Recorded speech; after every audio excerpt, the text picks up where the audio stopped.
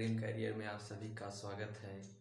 हम सीटेट के सिलेबस के अनुसार चल रहे हैं और आज साइको की सेकंड क्लास है। पहले हम लोग रिवाइज करते हैं जो कल पढ़ा था। तो कल हमने सबसे पहले पढ़ा था मनोविज्ञान। मनोविज्ञान की सबसे पहले अवधारणा पढ़ा था। क्या पढ़ा था? मनोविज्ञान की अवधारणा। मनोविज्ञान की अवधारणा के बारे में सबसे पहले सुकरात एक वैज्ञानिक थे। सबसे पहले हमने देखा था सुकरात एक वैज्ञानिक थे जिन्होंने कहा था कि मनुष्य को मनुष्य का अध्ययन करना चाहिए। ये हमने पढ़ा था। उसके बाद हमने पढ़ा था सुकरात के शिष्य थे प्लेटो। सुकरात के शिष्य कौन थे? प्लेटो। इन्होंने कहा था आत्मा ही परमात्मा है। उसके बाद प्लेटो के शिष्य थे अरस्तु। प्लेटो के शिष्य कौन थे? अरस्तु। इन्होंने सबसे पहले आत्मा का अध्ययन किया था। उसके नीचे देखते हैं अरस्तु। उसके बाद आता है, पहले इन अरस्तु ने आत्मा का अध्ययन किया। उसके बाद मन का अध्ययन किया। किसने? पोम्पोनाजी ने मन का अध्ययन किया। उसके बाद नीचे चलते हैं। पोम्पोनाजी ने मन का अध्ययन किया। उसके बाद चेतना का अध्ययन विलियम जेम्स ने किया। चेतना का अध्ययन विलियम जेम्स ने किया। आप लोग ये याद कर लिए होंगे कि चेतना का अध्ययन विलियम जेम्स ने किया। आगे उसी कड़ी में आगे स्टार्ट करते हैं। और उसके बाद हमने देखा था कि प्राचीन मनोविज्ञान के जनक थे कौन? अरस्तु। और आधुनिक मनोविज्ञान के जनक थे कौन? William James. और शिक्षा मनोविज्ञान के जनक थे कौन? थॉर्नडाइक। उसी कड़ी में आगे आज स्टार्ट करते हैं क्लास। ये हमने इसलिए खाली ब्लैंक रखा है कि आप इसमें आंसर राइट करेंगे। चलिए देखते हैं, इसी के आगे आज की क्लास स्टार्ट करते हैं। आगे इसी के स्टार्ट करते हैं। अब बाल विकास। एक वैज्ञानिक हुए थे कामेनियस ने सबसे पहले वैज्ञानिक हुए थे कामेनियस ने 1628 ईस्वी में एक स्कूल खोला था। उस स्कूल का नाम रखा था स्कूल ऑफ इन्फेंसी। इसका मतलब कामेनियस ने 1628 ईस्वी में एक स्कूल खोला था। उसका नाम स्कूल ऑफ इन्फेंसी रखा था। इसका अर्थ होता है कि बचपन का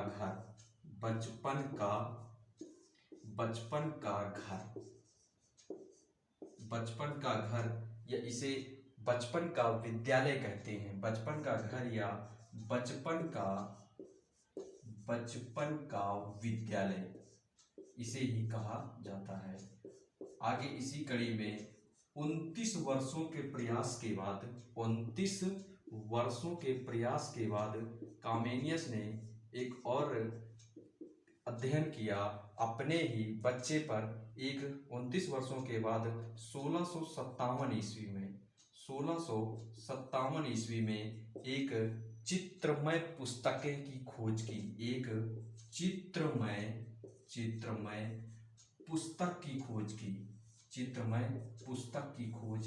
की।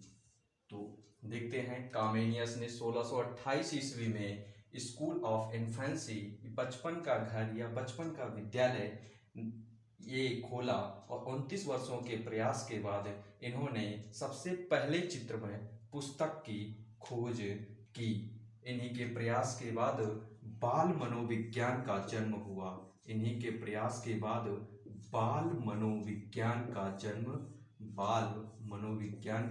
हुआ।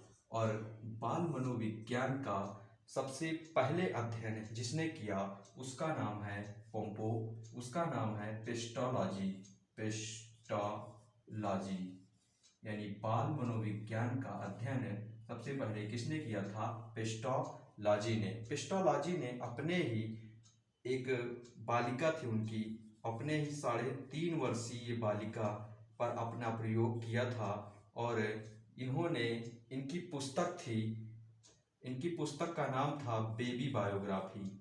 बेबी बायोग्राफी की पुस्तक का नाम था बेबी बायोग्राफी। बेबी बायोग्राफी यानी और सन इन्होंने 1784 ईस्वी में खोज किया था।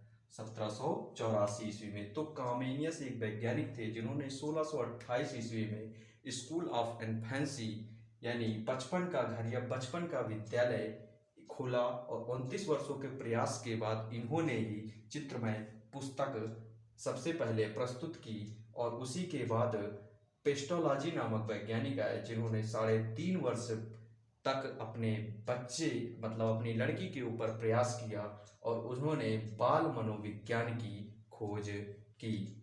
और इसी के आगे चलते हैं, बाल मनोविज्ञान की खोज की किसने? पेस्टोलॉजी ने। आगे देखते हैं इसी के आगे।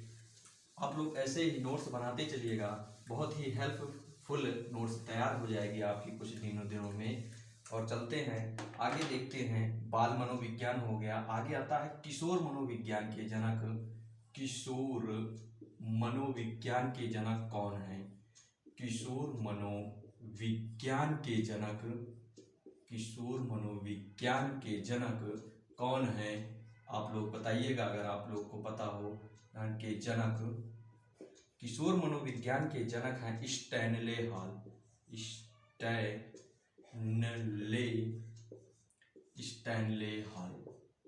स्टैनले हॉल को किशोर मनोविज्ञान का जनक कहा जाता है। आगे देखते हैं इसी कड़ी में एक वैज्ञानिक हुए हैं जिनका नाम है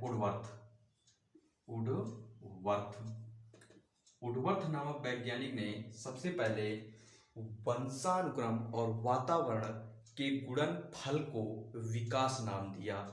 देखते हैं क्या है विकास। वुडवर्थ ने कहा कि जो विकास है, क्या है जो विकास है, विकास जो होता है, विकास जो होता है वह वंशानुक्रम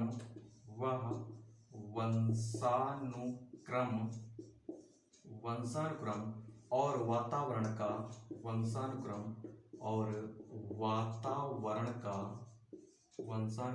वातावरण का गुणनफल होता है। गुणनफल होता है। ये किसने कहा था? वुडवर्थ नामक वैज्ञानिक ने कहा था कि जो विकास होता है वो वंशानुक्रम एवं वातावरण का गुणनफल होता है। आगे देखते हैं इसका मतलब क्या हुआ कि विकास इज इक्वल टू वंशानुक्रम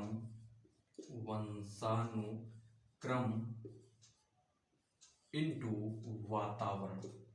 वातावरण। यहाँ से एक क्वेश्चन श्योर पूछा जाता है, हमेशा पूछा जाता है कि वंशानुक्रम एवं वातावरण के गुणनफल को क्या कहा जाता है? तो वंशानुक्रम एवं वातावरण के गुणनफल को विकास कहा जाता है। आगे देखते हैं इसी कड़ी में सीरियल वाइज अध्ययन करते हैं। इसके बाद वंशानुक्रम वातावरण हो गया। अब देखते हैं कि वंशक्रम जैसे होता है वंशक्रम, हेडिंग डालिएगा वंशक्रम। जैसे वंशक्रम, हमारा वंशक्रम कैसे चलता है? वंशक्रम पीढ़ी दर पीढ़ी चलता रहता है। तो सबसे पहले देखते हैं कि मानव जीवन, अब हमने देख लिया साइको आ गई, अब मानव जीवन की शुरुआत कहाँ से हुई? तो हेडिंग डालते हैं कि मानव जीवन की शुरुआत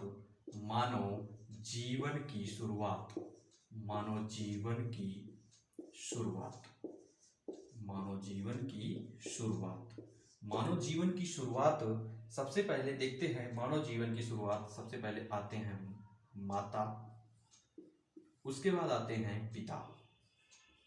माता और पिता के जब माता में 23 जोड़ी गुणसूत्र होते हैं। माता में कितने जोड़ी गुणसूत्र होते हैं? 23 जोड़ी गुणसूत्र होते हैं। और पिता में भी 23 जोड़ी गुणसूत्र होते हैं। पिता में भी 23 जोड़ी गुणसूत्र पाए जाते हैं। जब ये 23 और 23 गुणसूत्र मिलते हैं, जब ये 23 और 23 गुणसूत्र मिलते हैं तो 46 गुणसूत्र से 46 गुणसूत्र से 46 गुणसूत्र 46 गुणसूत्र से एक संयुक्त कोष का निर्माण होता है। एक क्या निर्माण होता है? 46 गुणसूत्र से एक संयुक्त कोष का निर्माण होता है।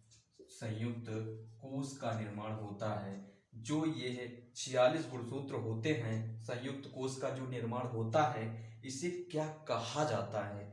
इसे जाइगोट कहा जाता है। इसे जाइगोट कहा जाता है। इसे क्या कहा जाता है? इसे जाइगोट यानी एक कोशिका का निर्माण होता है। एक कोशिका का निर्माण होता है जब माता का एक 23 जोड़ी गुणसूत्र और पिता का 23 जोड़ी गुणसूत्र मिलता है तो 46 गुणसूत्र से एक जाइगोट का निर्माण होता है। और ये जो जाइगोट होता है एक सुई के नोक के बराबर होता है। ये जाइगोट एक सुई के नोक के बराबर होता है। सुई के नोक के बराबर होता है। ये जाइगोट एक सुई के नोक के बराबर होता है। पूछा जाता है जाइगोट क्या होता है? तो जाइगोट एक सुई के नोक के बराबर होता है।